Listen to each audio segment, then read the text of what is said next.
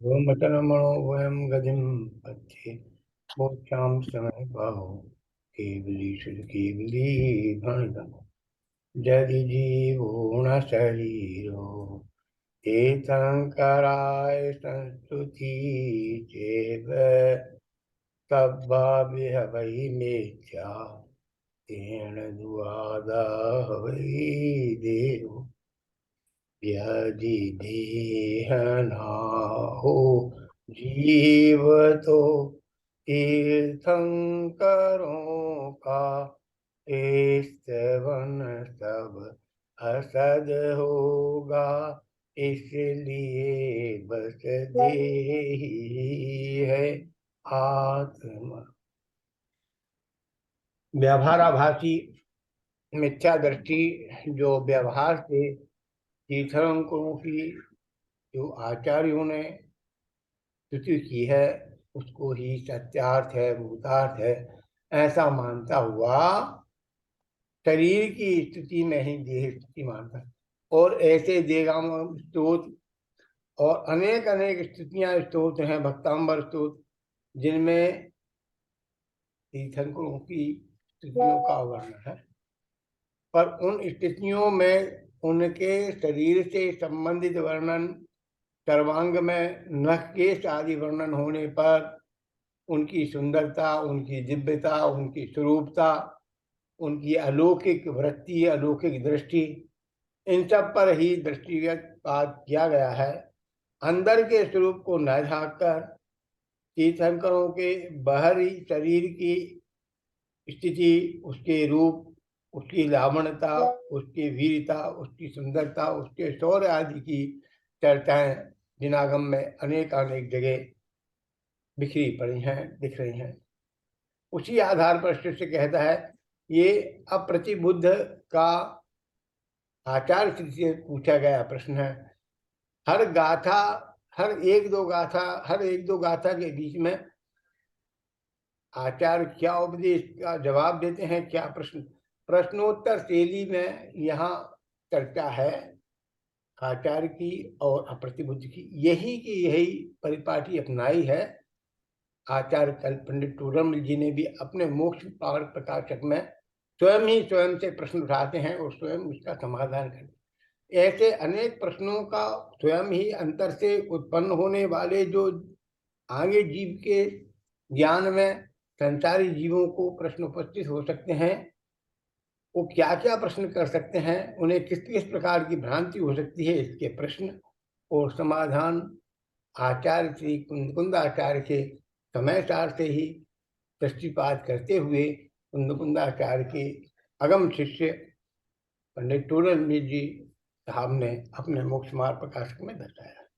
यहाँ 26वीं गाथा ये अज्ञानी की तरफ से किया गया प्रश्न है, अथाह प्रतिबद्ध। अब ये अप्रतिबुद्ध प्रश्न पूछता है। 26वीं गाथा शुरू करते हैं तो यहाँ क्या कहा है, उदाहरण देकर समझाया, एकदम सरल भाषा में समझाया है। इसमें क्या कहा है इन्हें, आत्मानुभूति की पावन प्रेरणा देने वाला पदानुसार यहाँ किया है।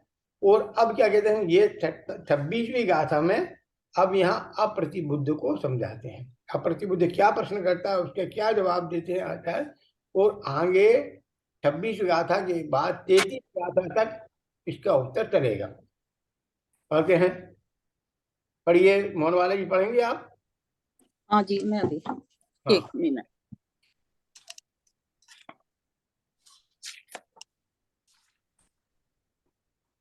कौन सी 26वीं गाथा पढ़ूं? गाथा, हाँ पढ़े। 26वीं ये तो आप ही पढ़ो, या मैं पढ़ूं? चलो। जदि जीवो न शरीरम तिथैराय रिय संतुदी चेवे सवावी हवदी मिच्छा तेन दु आदा हवदी देहो। 26वीं पढ़ी जी। हाँ, इसी का हिंदी भी पढ़िए, आगे गाथा पढ़िए भाई।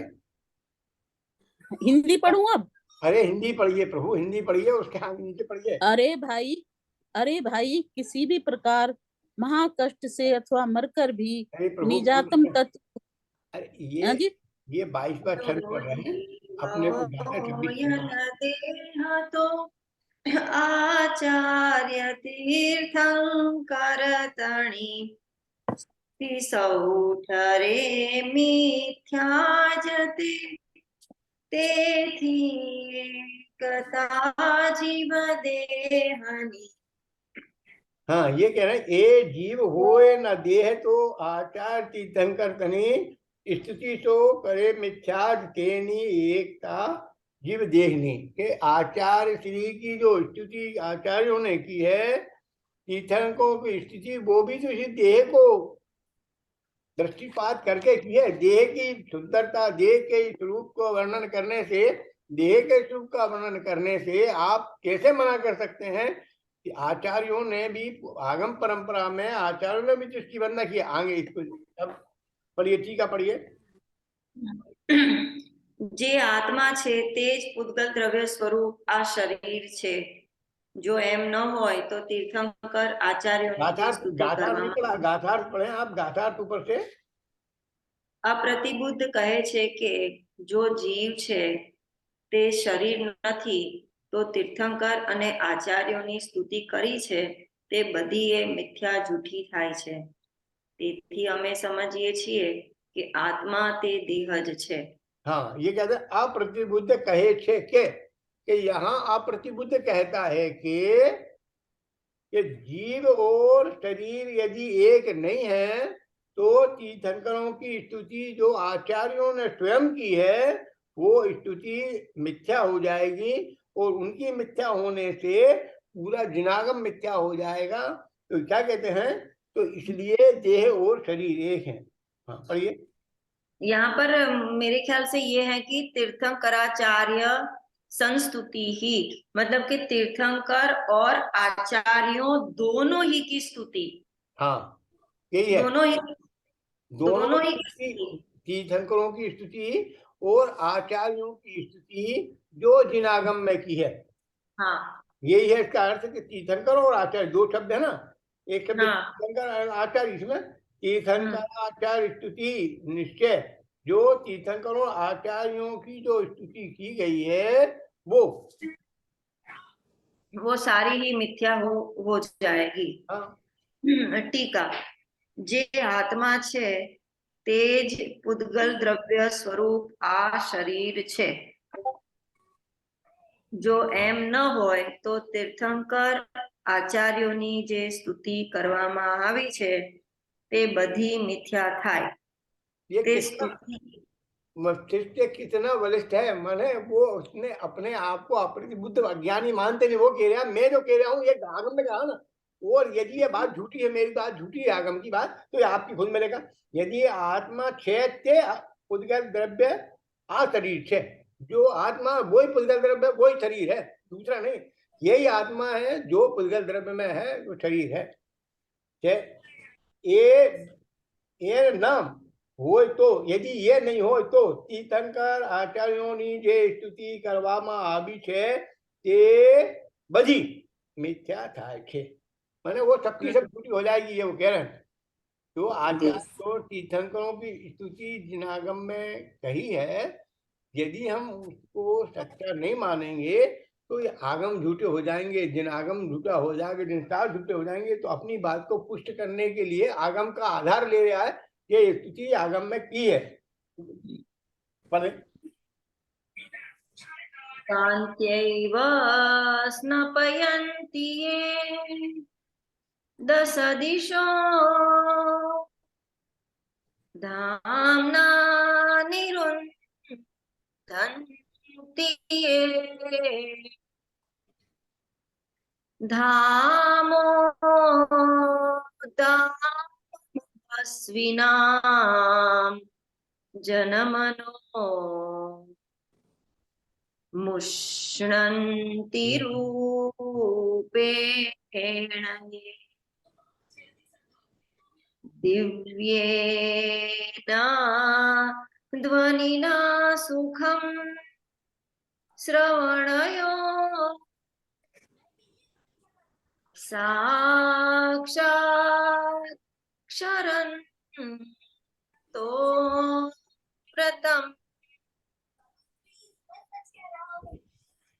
वन्द्यास्ते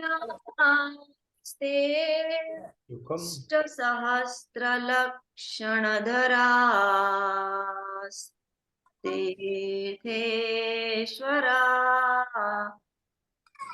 आसुरया। बहुत सुंदर। पढ़िए तो कर हिंदी में पढ़ूं हरि की? पढ़िए पढ़िए पढ़िए, आप हम तो य- आप पढ़ा रहे थे, पढ़िए। यदि देह ना हो जीव तो तीर्थंकरों का इस वन सब असत होगा, इसलिए बस देह ही है आत्मा। हाँ, तो ये कह रहे हैं, यदि अज्ञान देह को आत्मा इसलिए कह रहे हैं कि जितनी भी आगम में तीर्थंकरों और आचार्यों की स्तुति की गई है वो इसी देह की तो की गई। और का तीर्थंकर और कौन होते, यही तो तीर्थंकर होते हैं जो शरीरधारी होते हैं, जो चलते फिरते हो, खाते पीते हो, वो जीव। ये परिभाषा हमें बचपन में सिखाई भी थी। जो देखता हो, जानता हो, खाता पीता हो, चलता फिरता हो, उसे जीव कहते हैं। तो हम भी तो यही कह रहे हैं, भगवान तीर्थंकर चलते फिरते हैं। आगे अज्ञानी जीव कहता है, है? अज्ञानी जीव कहता है हाँ कि हाँ। यदि जीव शरीर नहीं है तो तीर्थंकरों और आचार्यों का जिनागम में जो स्तुति की गई है वह सभी मिथ्या है। हाँ इसलिए हम समझते हैं कि देह ही आत्मा है। हाँ, ये अज्ञानी अज्ञानी जीव ने कहता है, कहा। अज्ञानी जीव अज्ञानी हाँ, अज्ञानी ऐसा मानता है कि जो देह है वही आत्मा है, वो शरीर आत्मा है, वो दो अलग अलग नहीं होते, एक ही है। शरीर में ही आत्मा है, आत्मा में ही शरीर है, ऐसा वो कहता है। ये अलग अलग हमें संसार में कहीं भी दिखते नहीं है। तो वो दो को अलग अलग ना मानकर दो को एक में एक मानता है। ये अज्ञानी जीव कहता है उसके। अब ये 24वां हाँ जी, श्लोक पढ़ा था अभी बहन ने, वो 24वें श्लोक का हिंदी पढ़िए आप। हाँ जी, ये हिंदी ही है। ये हिंदी अज्ञानी में, ये आपने पढ़ी है 26वीं गाथा पढ़िए, अब 24वां श्लोक है वो पढ़े। 24वां श्लोक तो उन्होंने पढ़ लिया ना अब। अच्छा, हिंदी का पढ़ूं? हाँ, यही तो कह रहे हैं, हिंदी आपको का हिंदी पढ़ने को थोड़ी कह रहे हैं। लोकमानस रूप से रवि तेज अपने तेज से जो हरे निर्मल करें दस दिश कांति में तन तेज से जो दिव्य ध्वनि से भव्य जन के कान में अमृत भरे उन सहस 8 लक्षण सहित जिन सूर्य को वंदन करें।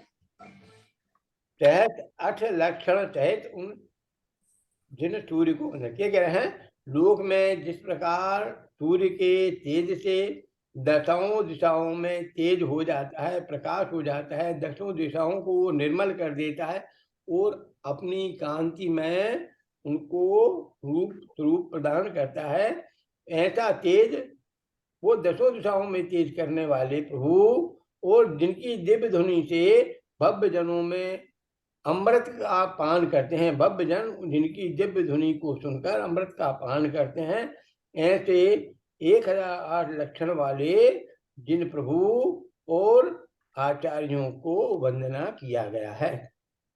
वे तीर्थंकर और आचार्य देव वंदना करने योग्य हैं, जो कि अपने शरीर की कांति से दसों दिशाओं में को धोते हैं, निर्मल करते हैं, अपने तेज से उत्कृष्ट तेज वाले सूर्य को भी अपने तेज से उत्कृष्ट सूर्य वाले तेज को भी फोन कर लो बेटा।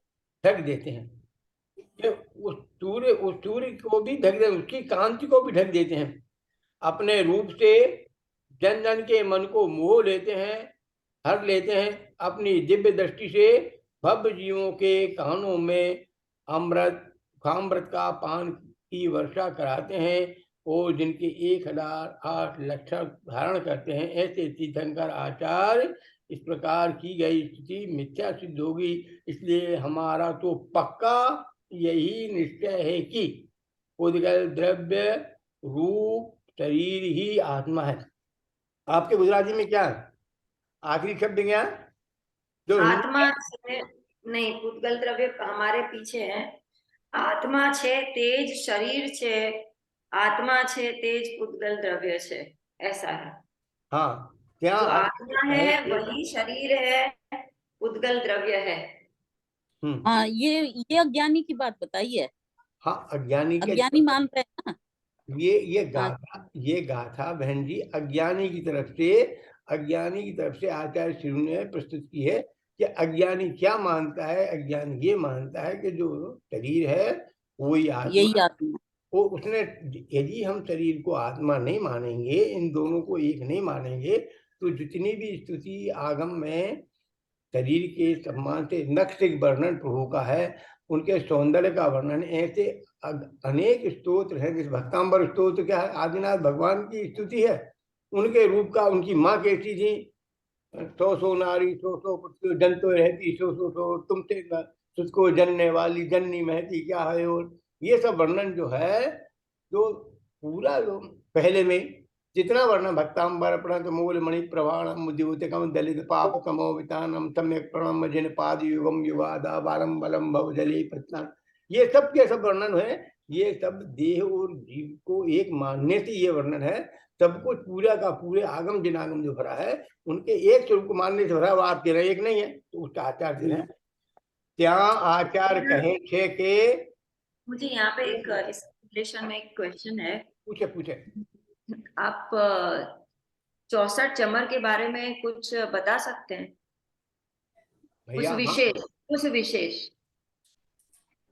भाई, मेरे तो जीवन में पहली बार सुना कि 64 चमर की स्थापना यहाँ करना है। ये बात हमने आज तक तो कहीं नहीं लिखी, सुनी भी नहीं, इतिहास में देखी भी नहीं, अपने 70 साल के 68 साल के जीवन में देखी नहीं। अब 64 चमर की स्थापना करने के पीछे अभिप्राय होगा, 64 रिद्धियां होती हैं। केवल ज्ञान रिद्धि 64 भी रिद्धि है। भगवान को जब केवल ज्ञान होने के पूर्व, ये है ना, जब हम अभिषेक पाठ पढ़ते हैं, अभिषेक पाठ में परम ऋषि पाठ, हाँ, तो इसमें सब रिद्धियों का वर्णन है। हाँ, जैसे इस समय सार में आखिरी में 43 शक्तियों का, सर्व विशुद्ध अधिकार के आखिरी में 43 शक्तियों का वर्णन है। उनका विचार था मेरा लेने का, पर योग नहीं बना आपके यहाँ। स्वामी जी के सानिध्य में हमने कभी 47 शक्तियां सुनी थी, आज से 40-45 साल पहले।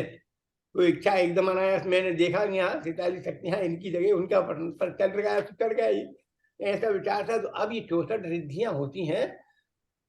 तो जैसे परिहार विशुद्ध रिद्धि, ये जो रिद्धियां होती हैं विशुद्ध रिद्धि, और ये अब उसमें पूरी रिद्धियां जुड़ी, ज्ञान बुद्धि, पछी वो सारी बीज बुद्धि, कोष्ठस्थ बुद्धि, ये सारी बुद्धियां होती है। बीज बुद्धि ऐसी है ना, ये औषध रुद्धि, फिर ये सारी, हाँ, हाँ, आकाश गमन सारी, हाँ, ये रिद्धियां हैं। इन रिद्धियां मतलब ये रिद्धियां जो भावलिंगी संत है, उनके तप के सानिध्य में धीरे धीरे प्रकट होने वाली विशुद्धि की स्थिति में प्राप्त होने वाली सहज स्थिति है। खुद नहीं मान, जैसे ये था ना, किनकी रिद्धि, जो भूत बलि और पुष्पधन थे, उनके आचार्य छठखंडागम का जिनने दर्शनाचार्य, उनने देखा था कि इनके पास ये रिद्धि प्राप्त है। तो फिर उनने उनको उनके द्वारा ये कथन कराया। और विष्णु कुमार मुनि, उनने तो आगम की रचना की, और विष्णु कुमार मुनि जो थे उनको विक्रिया रुद्धि प्राप्त। हाँ, कल मेरी बात आई थी कि मैंने कहा 5 सामान्य रूप से 5 प्रकार की वर्णाओं का जिनके जीव के साथ समागम होता है, 22 वर्णाओं का वर्णन आता है। पुलगल की 22 प्रकार की वर्णाएं होती हैं, और कहीं कहीं 22 वर्णा की जगह 23 वर्णा भी आई हैं।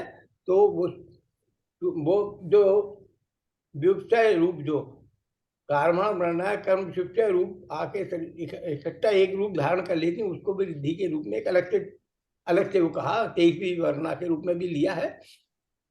तो ये 5 जो वर्णा है, कौन कौन सी वर्णा, आहार वर्णा, तेजस वर्णा, कार्मण वर्णा और भाषा मनोवर्णा, भाषा वर्णा। हाँ, तो ये आहार वर्णा से 2 प्रकार के शरीर बनते हैं, औदारिक शरीर और बेक्रियक शरीर। बेक्रियक शरीर देवनार्थियों का होता है, और मनुष्य का आहार शरीर से होने वाला औदारिक शरीर होता है। और जो आहारक रिद्धिधारी मुनिराज होते हैं, उनका आहार शरीर होता है। तो ये बेक्रियक शरीर बेक्रिया रिद्धि से प्राप्त होने वाला, आहार रिद्धि से इनके पास है। शरीर तो आहारक कहलाएगा इनका, औदारिक शरीर तो आहारक शरीर है ना। और ये भावलिंगी संतों को होता है। तो आहारक रिद्धि से उनके शरीर में बैक्टीरिया रिद्धि प्राप्त हो जाती है कि वो बैक्टीरिया फिर वो अपने शरीर को छोटा बड़ा कर सकते हैं।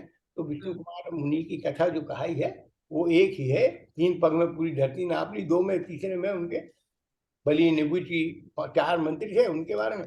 तो वो सब रिद्धियां ऐसी आगम में आप उठाएं, इसमें आपने उठा ली है ना, अभिषेक पाठ के पीछे 64 रिद्धियों की बात है, पढ़े आप पढ़ना चाहें तो।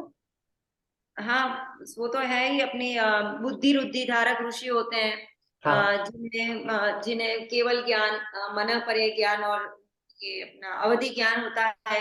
फिर कोष्ठस्थ धान्य कोष्ठ, ये कोष्टक इसी। कोष्टक कोष्टक बुद्धि हाँ, रिद्धि, कोष्टक नहीं मुझे, बीज बुद्धि हाँ रिद्धि। वो, तो हाँ यह ये अपन, नहीं नहीं, मेरा मतलब कहने का ये है कि ये अपन उसको ऊपर ऊपर से देख ले कि ये 18 प्रकार की तो बुद्धि रुद्धि है, वो तो सबको पता ही होगा।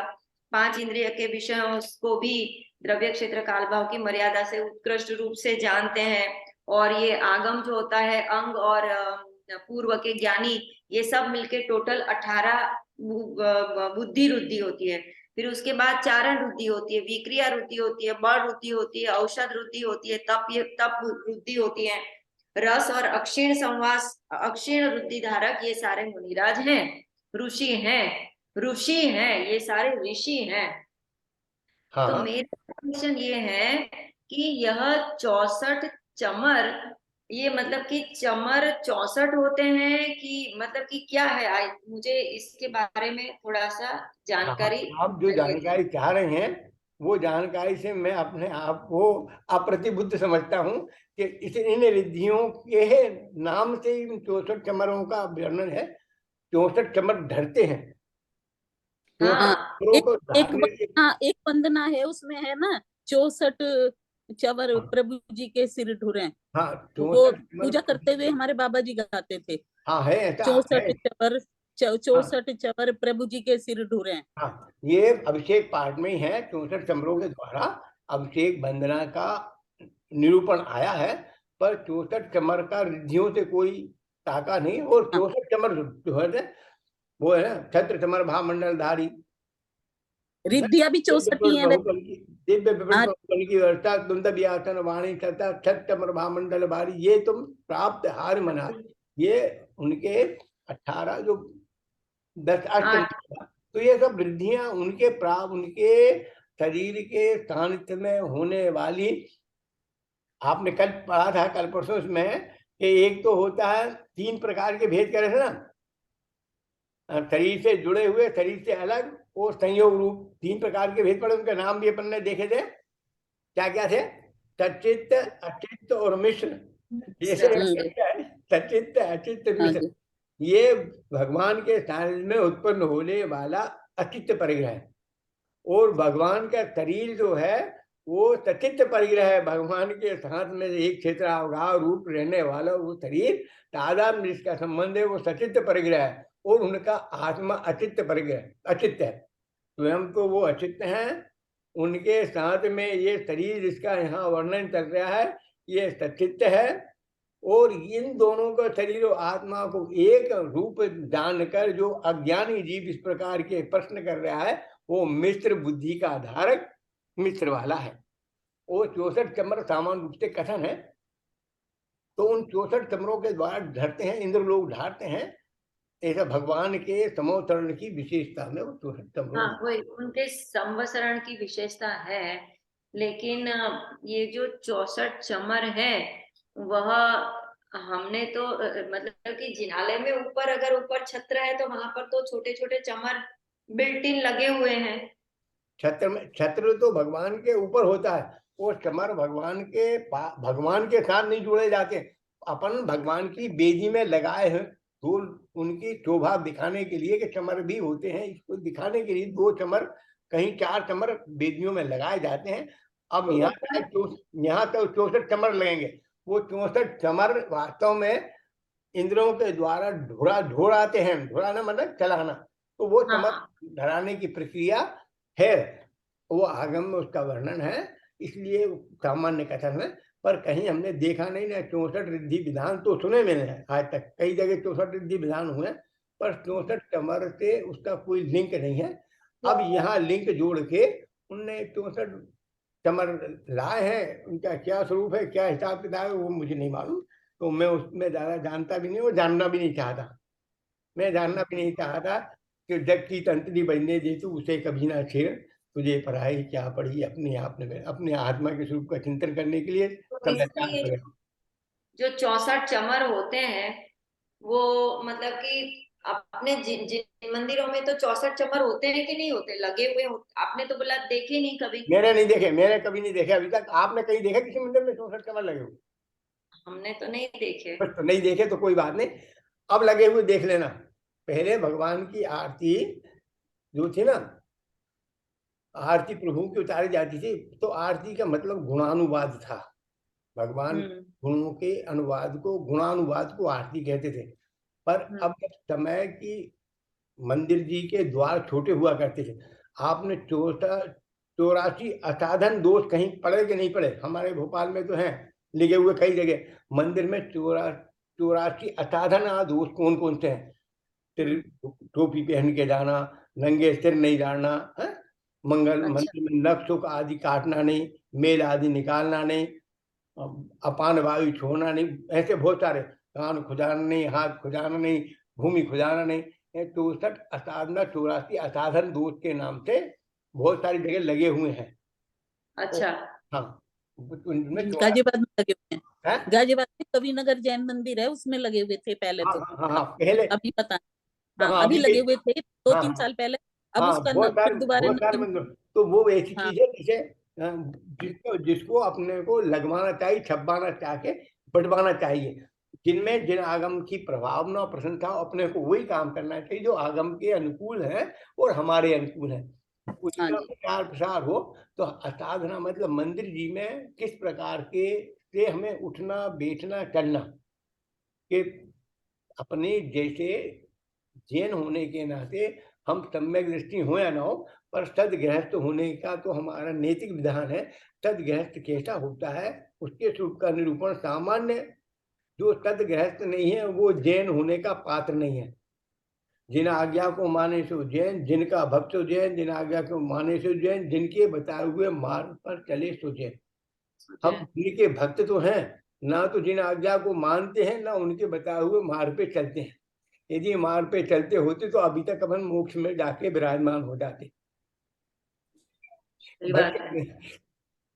अभी वो पहले था भक्त नहीं भगवान बनेंगे, निज आत्म का ध्यान धरेंगे, ध्यान धरेंगे तो जो निज आत्म का ध्यान धरने की बात हमारे यहाँ है ही नहीं। ये तो सौभाग्य से जिनवाणी के अपने को सुनने का अवसर प्राप्त हुआ है, और इसमें भी समय सार जैसे अगम ग्रंथ जो मोक्ष मार्ग का बिल्कुल सीधा उपदेश करके इतना सरल भाषा में अप्रतिबुद्ध को समझाते हैं। लोग पढ़ने नहीं देना चाहते थे मोक्ष, ये समय सार को तो पढ़ने का निषेध करने वाले अभी भी हजारों विराजमान है, जो कहते हैं तो मुनियों का ग्रंथ है। अरे प्रभु 10-10 जगह 20-20 जगह लिखा अप्रतिबुद्ध अप्रतिबुद्ध अप्रतिबुद्ध, तो क्या मुनि महाराज अप्रतिबुद्ध होते हैं? उन्हें क्या कहना चाहते हैं आप? यदि उन्हें अप्रतिबुद्ध कहो तो मिथ्या दृष्टि हो जाएंगे, मुनिराजों की स्थिति उनकी संतति खत्म हो जाएगी, उनकी जो सम्मान है, इनकी प्रतिवंदना है, वो सब चली जाए। मुंडे मुंडे रहते भिन्ना। तो अब मैं कुछ नहीं कहना चाहता, मैं तो अपनी बात आगम की करूंगा, मुझे जानकारी विशेष नहीं है। हाँ ठीक है, ओके ठीक है। अभी हम आगे चलते हैं, इस 27वें नंबर की गाथा को कहते हैं, जी पढ़ते हैं। उसका उपोद्घात पढ़ लेते हैं। ત્યાં આચાર્ય કહે છે કે ऐसा नहीं है, तू नए विभाग को जानता नहीं है। क्या कहते हैं? आचार्य कहते हैं ऐसा नहीं, कैसा नहीं है? कि शरीर ही आत्मा नहीं है प्रभु, तू शरीर को ही आत्मा माने कि शरीर आत्मा नहीं है। अब ये उत्तर 27, 28, 29, 30, 31, 32, 33 6 गाथाओं में बिल्कुल एक के बाद आचार्य जी प्रश्न तूने अब उनने शरीर की वंदना स्तुति को ही, शरीर के सौंदर्य को ही उसने अज्ञानी ने बहुत जोर शोर ताकत के साथ कहा कि नहीं यही शरीर है तो ही आत्मा है, आत्मा ही तो शरीर है, इसी का वर्णन है। उन दोनों ने दो का भेद किया नहीं, उनने दोनों को एक में एक मानकर एक ही माना शरीर। आचार्य ने तुझे ऐसा एम क्या आचार्य कहे छे के एम नहीं, एम नहीं माने ये नहीं है। तू जो कह रहा है ये बात सच्ची नहीं है। तू नए विभाग नो जानतो નથી કે नए विभाग आ प्रमाणे छे एम गाथा कहेंगे कि नए बात ये आगम क्या कहता है, नए क्या कहते हैं। तू बात सुन तो समझ तो कि जो तू कह रहा है हम तेरी बात तो सच्ची मानते हैं, तू जो कह रहा है वो यथार्थ है, ठीक है, पर सुन तो। परंतु ये परंतु शब्द भी यहीं से लेके आए। पंडित टोडरमल जी ने बहुत कुछ लिया है मोक्ष साधक से। ये पुण्य, ये महान साध्य पुण्य है कि इसका अध्ययन उनने अंतर में किया। जैसे स्वामी जी ने अंतर में समय सार को उतारा 19 बार सभा में पढ़ा है, तो वो तो उसके रस को जानते थे। ऐसे ही कहने का एक एक शब्द कि नए के बारे में तू नहीं जानता प्रभु, इसलिए तू ऐसी बात कर। सुन अब नए प्रमाण क्या कहते हैं वो सुन। व्यवहार क्या पढ़े? व्यवहारणो भासदी जीवो देहो यहवदी खलु एको णदुणिच्छयस्य जीवो देव यकहावि एकट्ठो। हाँ, व्यवहार नए का कथन है कि जीव जो देह और जीव एक नहीं हो सकता, कि ये इकट्ठो, कहा भी इकट्ठो, जीवो देहो या कहा भी इकट्ठो, ये दो है निश्चय का। ये यदि निश्चय से, ये निश्चय से असत्य हो जाएगा।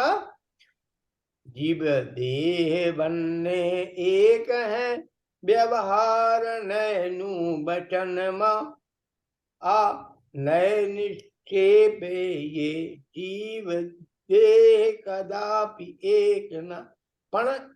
पण निश्चय ने तो ये जीव देह बनने एक हैं, व्यवहार नैनु कथन आ। ये व्यवहार नए कथन है कि जीव और देह एक हैं, पर निश्चय तो जीव देह कदापि एक पदार्थ के निश्चय से तो दो अलग अलग सत्ता वाले द्रव्य हैं, जिनका स्वचतुष्टय भी अलग अलग है, जिनके कार्यकलाप भी अलग अलग हैं, इनकी उपयोगिता, उपादेयता और कार्यशीलता भी अलग अलग है। इन्हें दो मान, तू एक मत मान। पढ़िए, हिंदी पढ़ेंगे? हाँ, मोल वाला आंटी जी पढ़ेगी गाथा। गाथा हाँ, ये 28वीं और 29वीं। हाँ पहले नहीं भाई, 27वीं गाथा पढ़े। देह अच्छा, चेतन एक चेतन एक है, यह वचन है व्यवहार का, ये एक हो सकते नहीं, यह कथन है परमार्थ का। परमार्थ मतलब व्यवहार का कथन है कि ये चेतन एक है, पर ये कथन ये एक हो सकते नहीं, ये एक नहीं हो सकते हैं। ये परमार्थ का मन निश्चय का कथन है कि निश्चय से ये दो हैं, एक नहीं। हाँ जी, आगे बढ़े। आगे आगे ये इसकी उक्त कथन के माध्यम से ये पढ़ूं। इसके नीचे पढ़ते शुरू करिए। व्यवहार नहीं तो व्यवहार ने हाँ, व्यवहार में तो ये कहता है कि जीव और शरीर एक ही हैं, एक किंतु ही है, निश्चय एक ही है। ये क्या कहते हैं? एक ही है, किंतु निश्चय न के अभिप्राय से जीव और शरीर कभी भी एक पदार्थ नहीं हो सकते, हाँ, अब निश्चय नहीं है।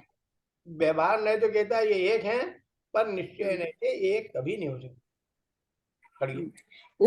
उक्त कथन के माध्यम से आचार्य देव ये कहना चाहते हैं कि देह के गुणों के आधार पर की गई तीर्थंकरों और आचार्यों की स्तुति व्यवहार न से सत्यार्थ है, क्योंकि व्यवहार व्यवहार नैसे न से सत्यार्थ, ये सब तो ध्यान रखिए। व्यवहार नैसे सत्यार्थ, वो कहते हैं तीर्थंकरों और आचार्यों की स्थिति जो उनके देह के गुणों के आधार से की, देह के गुणों के आधार पर की गई तीर्थंकरों और आचार्यों की स्तुति व्यवहार नैसे सत्यार्थ है, क्योंकि व्यवहार न से तो जीव और देह एक ही हैं। इस प्रकार वह स्तुति मिथ्या सिद्ध नहीं होगी। साथ ही यह बात भी है कि वह स्तुति मात्र व्यवहार से ही सत्यार्थ है। यदि कोई व्यक्ति निश्चय से भी उसे सत्य समझ ले तो वह मिथ्या दृष्टि ही रहेगा, क्योंकि फिर तो वह उसके आधार पर देह और जीव को निश्चय से भी एक ही मान लेगा, और ऐसा मानने को तो जैन दर्शन में मिथ्यात्व कहा गया है। देखो अब ये कह रहे हैं इसमें आत्म इन बात की बस ये इतने से इस पे ये अपन जोर देना क्या आचार्य देव कहते हैं कि देह के आधार पे, देह के गुणों के आधार से जो तुमने तीर्थंकरों आचार्यों की स्थिति की है वो बात आपकी सच है, प्रकृति से व्यवहार नैतिक वो सत्यार्थ है, भूतार्थ है, ग्रहण करने योग्य, परंतु व्यवहार नय तो देह और जीव को एक कहता है तो ठीक, परंतु इस प्रकार ये स्थिति मिथ्या सिद्ध नहीं होगी कि व्यवहार से यदि तू मानेगा तो कोई दिक्कत नहीं, क्योंकि व्यवहार में ऐसा ही कथन किया जाएगा। जानना यहाँ पे अलग है, पर हाँ, समझना ये कि दो हैं एक नहीं है। जैसे यहाँ मेहमान हाँ आता जी, है आपके घर में हाँ तो जी, कहते हैं हाँ मेहमान जी, से कहते हैं, आइए आपके घर हम। हाँ जी। यहाँ पे मुझे एक बात याद आ रही है, जिस टाइम भगवान के समोशरण आते थे तो उस टाइम तो भगवान के देह को ही लोग पूछते थे और हाँ यही कहते थे व्यवहार से भी कि भगवान आए हैं। और हाँ। जब भगवान का मोक्ष हो गया तो भगवान गमन कर गए, जबकि भगवान का शरीर ही तो गमन किया है। मोहन वाला भगवान तो मोहन हाँ वाला जी, जी शरीर ने कवर नहीं किया हाँ जी। शरीर ने शरीर ने कवर नहीं शरीर ने किया। नहीं, शरीर ने निगमन किया, आत्मा ने किया है, शरीर तो वहीं पड़ा रह गया था। हाँ, मैंने गलत कह दिया। वैसे भाव तो मेरे यही थे कहने के। आपके हाँ भाव जी, बिल्कुल, ये बस इसी को कहते हैं, ये हाँ व्यवहार निष्ठा की समझ हमें है कि आप क्या कह हाँ रहे हाँ। हैं कि भगवान ने गमन कह तो किया, मतलब भगवान की भगवान ने आत्मा नहीं, निद्रा में लोग तो यही कहेंगे। हाँ, लोग तो यही कहेंगे कि भगवान चले गए। हाँ, लोग क्या नहीं कहेंगे, हम भी यही कहेंगे। ये कथन हाँ बिल्कुल सच है। जैसे ये कथन सच्चा है, बस ऐसे ही कि भगवान का शरीर तो औदारिक से परमोदारिक, जब वो तीर्थंकर प्रति का उदय आता है 13वें अनुष्ठान में तो वो परम औदारिक हो जाता है। फिर वो परम औदारिक शरीर का मतलब ये है कि उनके शरीर ऐसा हो जाता है जिसमें 10 जीव स्थावर जीव नहीं पड़ते हैं, उसे उसे परम औदारिक कहते हैं। औदारिक शरीर तो हमारा जो शरीर है ना, तो जैसे इस जीवंत शरीर में भी निरंतर अनंत सूक्ष्म परमाणुओं के साथ जीव उत्पन्न होते हैं और मरते हैं। मर्द शरीर में तो मरते जीते हैं ही, मर्द हाँ शरीर में जी, तो दिखते ही हैं, जिंदे में भी है। शरीर दिख जाते हैं, पर इस जिंदा शरीर में भी, पर उनका प्रभाव हमारे ऊपर, कहते हैं ना, जैसे कोई इफेक्ट हो जाता ना कि सर्दी का जोर होगा, गर्मी का जोर होगा, या कोई बीमारी आ जाती है, तो आरबीसी डब्ल्यूबीसी जो जिन्हें कहते हैं, रक्ताणु श्वेत और श्वेत कण और रक्त कण, तो उनकी कमी बड़ी होने से या जैसे बीमारियां आती हैं तो बीमारियों का प्रभाव हमारे शरीर पर आ जाता है। वो कीटाणु हमारे शरीर में प्रवेश कर जाते हैं। वो है ना, मच्छर एक काटता, मलेरिया, मलेरिया का मच्छर काट गया, इन्फ्लुएंजा नामक मच्छर काटता है तो मलेरिया हो जाता है, तो वो अपने परमाणुओं को इसमें छोड़ देते हैं, उसमें जीव उत्पन्न हो जाते हैं, पूरे में शरीर पड़ जाता है। और शरीर में भी, जिंदा शरीर में भी फोड़े फुंसी होने में, कीड़े मकोड़े, बहुत सारी इल्लियां, बहुत सारे जीव होते देखे जाते हैं जिंदा में, मरे वाले के छोड़ो, तो जिंदा में तो पड़े जाते हैं, और ऐसे उत्पन्न होते रहते हैं मृत शरीर में अलग। पर उनका जो परम औदारिक शरीर होता है उसमें तरह जीव और स्थावर जीव उत्पन्न नहीं होते हैं, ऐसा विशेष शरीर उपलब्ध हो जाता है, उसे परम औदारिक कहते हैं। और जब देह का अंत होता है तो जो परम औदारिक शरीर है वो विलीन हो जाता है, उनमें अलग अलग अलग जैसे परमाणु होते हैं। तो अभी भक्तांबर स्तुति में है ना, वो दुनिया में जैसे कण थे, आपका शरीर उन्हीं कणों से बना हुआ है ना, इससे कोई अलग कोई अच्छी नहीं था, तो पद ही है भक्तांबर का, है ना आपका ये एक। जित भजन जब भी है एक, जितने भी अच्छे परमाणु थे वो उनसे आपका शरीर निर्मित हुआ था। हाँ हाँ हाँ, जे थे जितने जैसे परमाणु, सुंदर परमाणु। हाँ, हाँ उनसे आपका शरीर बना, तो वो परमाणु जहां जहां से आए थे वो वहां चले गए, सब सुंदर शरीर बढ़ गए, तो उनका शरीर का मोक्ष नहीं होता, आत्मा का मोक्ष होता है। वो आत्मा मोक्ष को गमन करती है। मोक्ष में मैंने एक सिद्ध का भगवान का बताया था, जो सिद्ध भगवान की परिभाषा दी, जो गृहस्थपना त्याग कर, मुनि धर्म अंगीकार कर, निष्ठा साधन द्वारा 4 घातिया कर्मों का क्षय करके, कुछ समय बाद अघातिया कर्मों के भी क्षय करके लोक के अग्रभाव में किंचित नून पुरुषाकार रूप में जाकर विराजमान हुए, उन्हें सिद्ध कहते हैं। किंचित न्यून पुरुषाकार, उसमें भी कहा था शरीर का औदारिक शरीर, इसके अंदर तेजस शरीर, उसके अंदर कार्मा शरीर, 3 शरीर का उतारने के बाद फिर अंदर से आत्मा उज्जवल धवल होता है। जैसे पहले हमारे कपड़े उतरेंगे, फिर अंदर के इनर उतरेंगे, अंदर के कपड़े, फिर उसके बाद हमारे शरीर का मेल उतरेगा, तब हम पवित्र होते हैं। ठीक है, बस यही बात है। चलिए। पढ़े। अब ये उदाहरण है जिसमें जिस प्रकार लोक में सोने और चांदी को गलाकर एक कर देने से एक पिंड का व्यवहार होता है, हाँ, अब क्या उसी एक प्रकार पिंड, सुनिए तो सुना, हमारी भी सुना गए, आपकी तो कहते, अब इसमें लोहे चांदी को एक कर देने से एक पिंड का व्यवहार होता है। पढ़े। उसी प्रकार आत्मा और शरीर की एक क्षेत्र में एक साथ रहने की अवस्था होने से एक पने का व्यवहार होता है। हाँ, जैसे वो पिंड में एक पने का व्यवहार होता है, ऐसे इस आत्मा में भी एक पने का व्यवहार होता है। इस प्रकार मात्र व्यवहार से ही आत्मा और शरीर का एक पना है, हाँ, परंतु निश्चय से एक पना नहीं है। परंतु क्योंकि एक पना नहीं। ठीक। क्योंकि निश्चय से तो पीले स्वभाव वाला सोना और सफेद स्वभाव वाली चांदी के परस्पर अत्यंत भिन्नता होने से उनमें एक पदार्थ पने की असिद्धि ही है। दोनों अतः में एक पदार्थ पने की असिद्धि है, है। एक पदार्थ होने की असिद्धि है, मतलब एक पदार्थ नहीं है वो, निश्चय से एक पदार्थ हाँ, नहीं, इस बात की सिद्धि हो गई। ठीक। हाँ। क्योंकि निश्चय से तो पीले स्वभाव वाला सोना और सफेद, ये पढ़ लिया था मैंने शायद, नहीं, सफेद स्वभाव वाली चांदी के परस्पर अत्यंत भिन्नता होने से उनमें एक पदार्थ बने की असिद्धि ही है, अतः उनमें अनेकत्व ही है। इसी प्रकार उपयोग स्वभावी आत्मा और अनुपयोग स्वभावी शरीर में अत्यंत भिन्नता होने से एक पदार्थ बने की असिद्धि ही है, अतः अनेकत्व ही है। ऐसा यह प्रगट न्याय विभाग है। अतः यह सुनिश्चित ही है कि व्यवहार न्याय से ही शरीर के स्तवन से आत्मा का स्तवन होता है, निश्चय न्याय से नहीं। हाँ, अब ये क्या, यहाँ पर है ना, ये आपकी ये जो हिंदी आप पढ़ते हो ना, उसमें थोड़ी सी अशुद्धि है शब्दों में।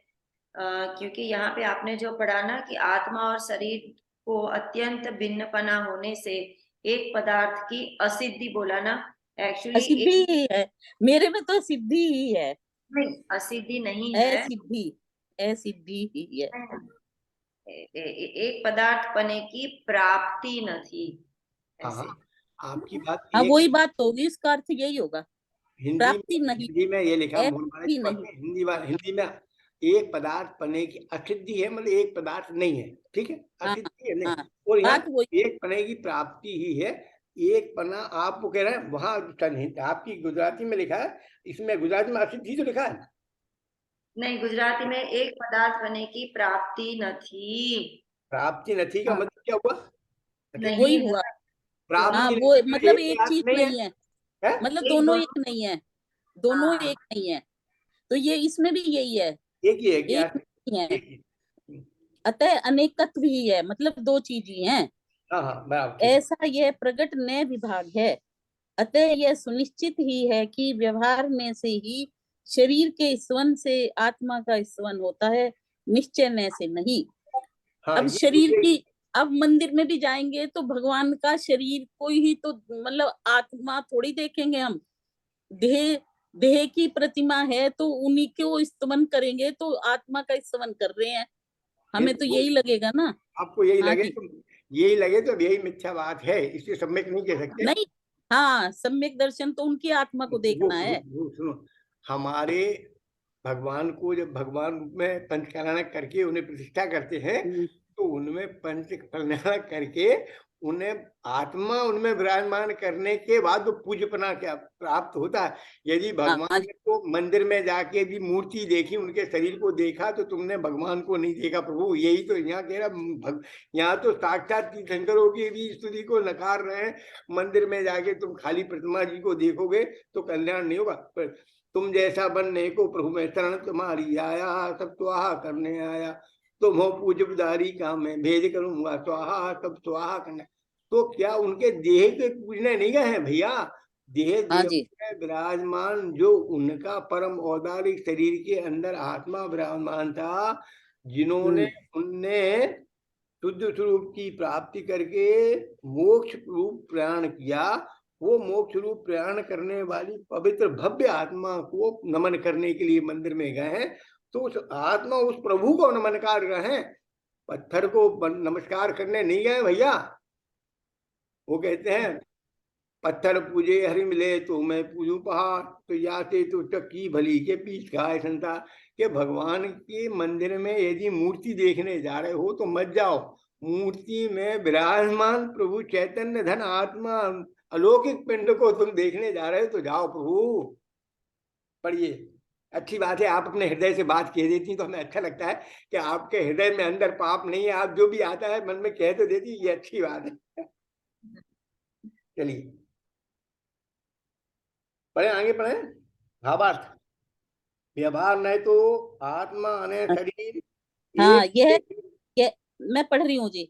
अतः यह सुनिश्चित ही है कि व्यवहार न से ही शरीर के स्तवन से आत्मा का स्तवन होता है, निश्चय न से नहीं। ठीक है। अब ये हरि गीत है, इसमें तो आगे 3 गाथाओं में इसी बात को सतर्क व सोदाहरण स्पष्ट किया गया है। हाँ। अतः यहाँ विशेष विस्तार की आवश्यकता नहीं है। पढ़िए। 3 गाथाओं में से 2 गाथाओं का पद्यानुवाद इस प्रकार है। इस आत्मा से भिन्न पुद्गल रचित तन का स्तवन कर मानना कि हो गया केवली का स्तवन। हाँ, वही बात बता दीजिए जो मैं कह रही थी कि लोग बाग तो यही सोचते हैं ना कि भगवान को पूजाए हम, और उनमें स्थित जो आत्मा है भगवान की आत्मा का ध्यान भी नहीं किया। बराबर, ठीक है। परमार्थ से सत्यार्थ ना यह वह केवली का स्तवन, पर वो सत्य नहीं है। केवली गुणों का स्तवन ही केवली का स्तवन। आपने जो बात कह दी थी जीव वो से आपकी भी बात पूरी, वही क्लियर हो गई। तो हाँ, आपकी वही बात क्लियर है।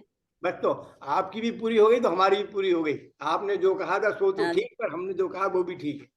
आपने कहा हाँ व्यवहार जी। कैसे ठीक है, तो हमने कहा था निश्चय नहीं हाँ से ये ठीक है, व्यवहार निश्चय। हाँ, मेरा मतलब ये था जी, मेरे से कहना ही नहीं आता कि जो लोग बाग मंदिर जाते हैं अधिकतर तो यही सोचते हैं कि हम भगवान के दर्शन करने आए हैं, पर उन्हें तो कुछ पता ही नहीं कि मैं भगवान के गुणों को देखने आया हूँ।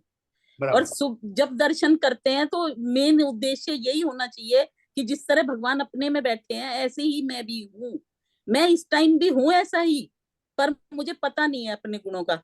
बस आप निकट भव्य हैं, आपको नियम से मोक्ष की प्राप्ति हुई, ऐसी मंगल भावना हमारी है कि आपने इतने अच्छे ढंग से प्रतिपादन किया, सही बात कही कि वो हमें देखना क्या चाहिए, हम देखते क्या है, बस इसी का फर्क है। हाँ जी। 28वीं हाँ गाथा बताती है देखना, देखते क्या है, 29वीं गाथा बताती है हमें देखना क्या है। जीव से गुजराती में पद अनुवाद 28-29 पढ़ो बहन। यमर्णं जीवादो देहं पुग्गलमयं थुणित्तु मुनि मर्णदिगु संथुदो वन्दितो मये केवली भगवं जीवति जुदा पुग्गलमयि आदेहने स्तविने मुनि माने प्रभु केवली तणु वंदन थयुं स्तवना थई। हाँ, यहाँ के जीवने जुदा पुद्गलनी आ देहनो स्तबन थई, उनके जीव से जुदा, ये खाली गाथे के, अगर जीव से जुदा पुद्गलमयी इस देह का न स्तबन ने मुनि आने प्रभु केवली प्रभु ना वंदना थु स्तबन नथी, के ये मुनि का स्तबन और केवली का स्तबन जो जीव से जुदा पुद्गलमयी है उसके स्तमन करने से नहीं होगा, नहीं होगा। मेरा एक क्वेश्चन है यहाँ पर कि ये जो 3 शब्द यहाँ पे मूल गाथा में आचार्य देव ने वापरे हैं, थुणित्तु, संथुदो, वंदिदो, तो ये थुणित्तु और संथुदो, उसमें क्या डिफरेंस क्या है? मुंह से उच्चारण गया, मन अच्छी तरीके से स्तुति की गई, और एक में स्तुति की गई है, एक में वंदना की गई है। ये शब्द के अलग अलग रूपांतर, वंदना में हृदय ठास होता है, स्तुति मुंह के द्वारा कथन रूप होती है, स्तुति में कथन में विशुद्धता रखती है, और संस्तुति में परिणामों की विशुद्धि रहती है। अंतर आपने यदि 2 का अंतर पूछा तो मैंने बताया, एक में स्तुति संस्तुति, एक और स्तुति, स्तुति माने आप 2 बोल रहे, एक संस्तुति और एक वंदना। अच्छा, संस्तुति आप वो तो संस्कृत में पढ़ रहे हो? अच्छा अच्छा। संस्कृत में पढ़ रहा। एक में एक संतुति है, एक वंदनी वंदी तो है, एक थुंथी थुनी तू, ये तीनों शब्द हैं। ये स्तुति के रूप में ही है। स्तुति माने उच्चारण करने का, स्तुति उच्चारण माने जो मन जिनके उच्चारण जो किया जाता है, इसमें उच्चारण की मुख्यता होती है। स्तुति करें, वंदना स्तुति करें। स्तुति माने वंदना का उच्चारण। और संस्तुति में गुणोनुवाद की मुख्यता होती है। वो वंदित्व माने वंदना, वो दोनों मन वचन कर वंदना हमारी। एक में स्तुति की मुख्यता है, एक में गुणानुवाद की मुख्यता है, और एक दोनों में ये प्रमाण का। ये आप एक ही बात हमने, ये संस्तुति स्तुति जो शब्द है वो व्यवहार नहीं की अपेक्षा है, संस्तुति शब्द है निश्चय नहीं की अपेक्षा है, वो वंदित्व है पर्याय द्रव्यार्थिक नहीं की अपेक्षा। ये बात समझ में आएगी आपको? नहीं समझ में आएगी, नहीं समझ में। तो आप नहीं समझ में आई तो आप इसे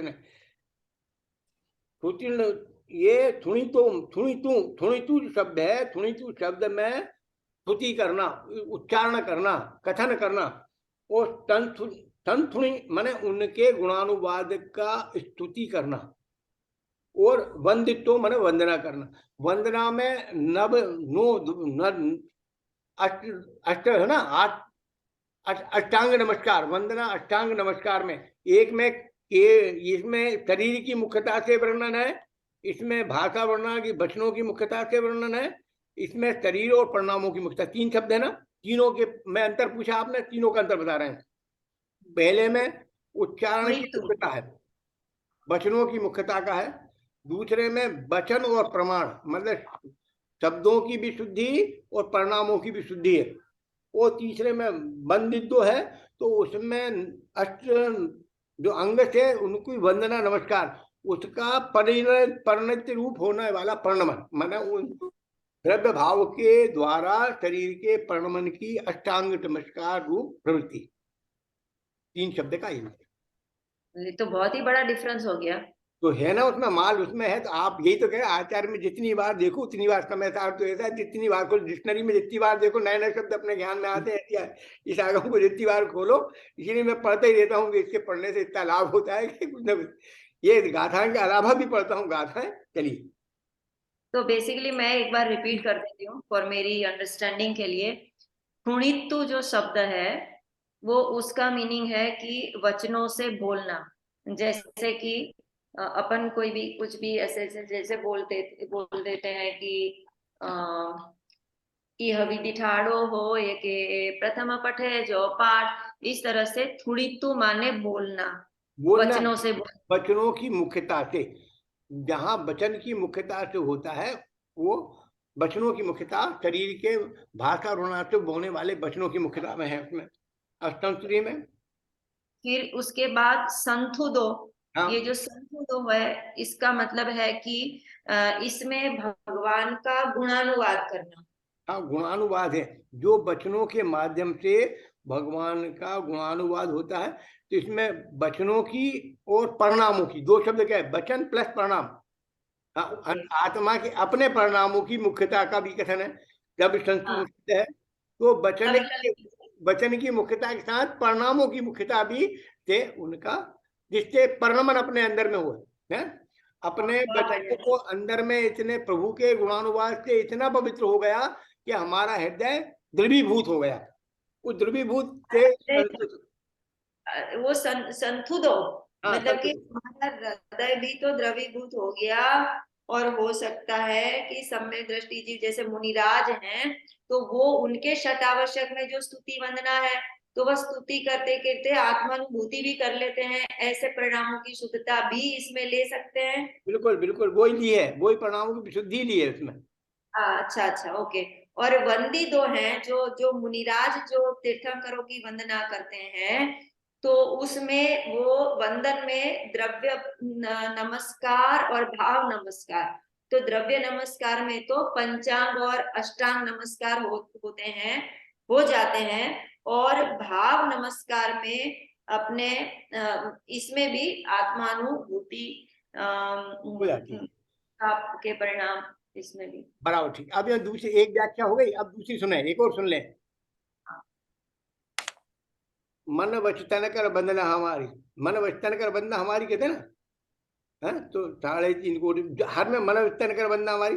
तो पहले में वचन की मुख्यता से है, दूसरे में मन की मुख्यता से है, और तीसरे में तन की मुख्यता से।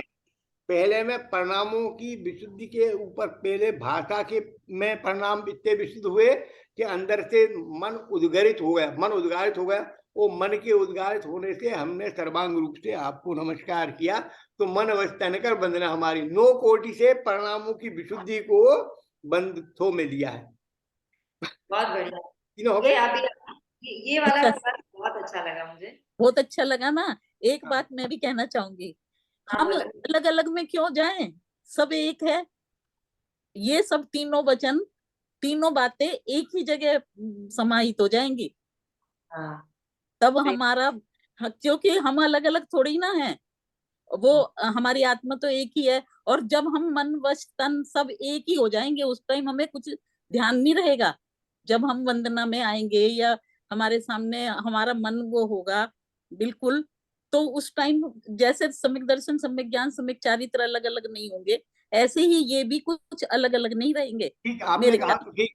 हाँ ये इन बहन ने कहा ये व्यवहार का कथन था, हमने कहा व्यवहार कथन था, आपने कहा निश्चय कथन है, हो गया दोनों को हाँ हाँ, सब एक जगह हो कि गया। हम इसके अभी कहाँ हो गया जी, अभी तो बहुत दूर है दिल्ली। इसके आगे की चर्चा हम फिर हाँ समय जी, देंगे। ठीक है और ठीक है। ठीक है। और क्योंकि अगर आपको ये 29 यात्रा चमर चमर के बारे में अगर आपको कुछ बाद में कुछ विशेष जानकारी होवे तो आप जरा हमें फोन करके बता दीजिएगा, क्योंकि अब जब ये यहाँ पे वो विधान मतलब कि वो विराजमान कर रहे हैं तो हमको पता तो कहाँ चले। पे? अजमान में कर रहे हैं। हाँ हाँ। अजमान में उन्होंने मेरे से भी लिए थे वो चंवर के पैसे, कई मतलब बहुत दिन पहले लिए थे। हाँ, वो अच्छा कह अच्छा रहे थे 64 चंवर लगाएंगे। अच्छा अच्छा। हाँ हाँ। तो अब तो हाँ, तो हम तो सिर्फ जानने के लिए कि भाई चमर है क्या और उसकी हाँ, विशेषता क्या है, उसके बारे में अगर कोई है तो, क्योंकि वो थोड़ा सा अपने को ध्यान में रहे, ऐसी मेरी भाव। 64 चंवर प्रभु जी के सिर ढूंढे, तो इन्होंने नहीं, सोचा होगा कि वो। वो तो है, वो हाँ, तो है, लेकिन इसमें कोई विशेष जानकारी जो हमें पता है वो तो ठीक है, बाकी कोई विशेष जानकारी अगर हमें कहीं से मिलती है तो ठीक है। बाकी नॉर्मली तो हमें पता ही है कि चमर क्या है, कैसे हैं, सारे भक्तामल और स्तोत्र। जो 64 रिद्धियां हैं, उनसे तो मेरे ख्याल से कोई नहीं इनका ताल्लुक होगा। हाँ उनसे इनका नहीं, ताल्लुक नहीं है, इससे कोई ये बात ताल्लुक ठीक है। नहीं है, वो क्योंकि तो मुनि 64 रिद्धियों को तो आचार्य जो मुनिराज होते थे वो भी नहीं उन्हें ध्यान रखते थे, चलो उन्हें कोई बात पता नहीं। भी नहीं होता था, हाँ तो उन्हें अपने को प्रयोग भी नहीं अभी तो करते थे। ऐसे ही अपने को भी पता नहीं है, वहां जाके आप पता कर लेना कि ये 64 चमर किस अपेक्षा से आपने लगाया, इनका क्या प्रयोजन, इनका क्या महत्व है, ये सब भाई हाँ मालूम हाँ जी। तो है। कब की बात है, कब तक है ये? खाली 19 तारीख का है, एक दिन का। अच्छा जी, ठीक है। सोमाणी मस्तकनम सदा दे तुम। तो हो तो हे जिनमणि भारती, तो हे जपो दिन रैन, जो तेरी शरणा गए सो पावे सुख चैन।